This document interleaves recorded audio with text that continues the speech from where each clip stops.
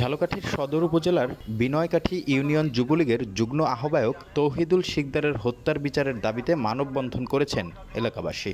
মঙ্গলবার বেলা ১১টায় ঝালকাঠি প্রেস ক্লাবের সামনের সড়কে ঘণ্টাব্যাপী এ মানববন্ধন কর্মসূচি পালন করা হয়। এ সময় নিহত তৌহিদুলের পরিবারের সদস্যরাও উপস্থিত ছিলেন।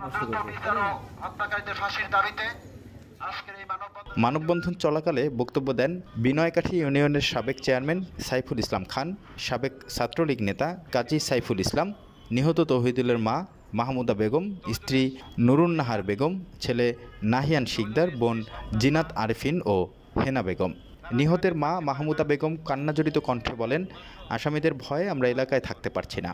একজন মুক্তিযোদ্ধার স্ত্রী হিসেবে আমি মাননীয় প্রধানমন্ত্রীর নিকট আমার ছেলে হত্যার বিচার চাই, আসামিদের ফাঁসি চাই।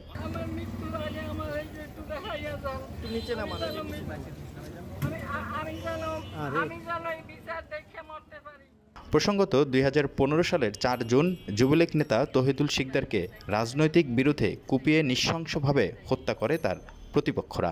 এ ঘটনায় হত্যাকাণ্ডের ২ দিন পর ৬ জুন তৌহিদুল শিকদারের স্ত্রী নুরুন্নাহার বাদী হয়ে উপজেলা আওয়ামী লীগের সাবেক সাংগঠনিক সম্পাদক শওকত শিকদার সহ ২১ জনকে আসামি করে মামলা দায়ের করেন। বর্তমানে আসামিরা সব জামিনে রয়েছেন। আমি আমার বাবার হত্যাকারীদের বিচার চাই। আপনাদের কাছে অনুরোধ, আর যেন কোনো মুক্তিযোদ্ধার স্ত্রী, কোনো মা যেন এভাবে না দাঁড়ান লাগে এই রাস্তায় তার সন্তানের বিচারের দাবিতে। এটা আপনারা তুলে ধরবেন। ধন্যবাদ।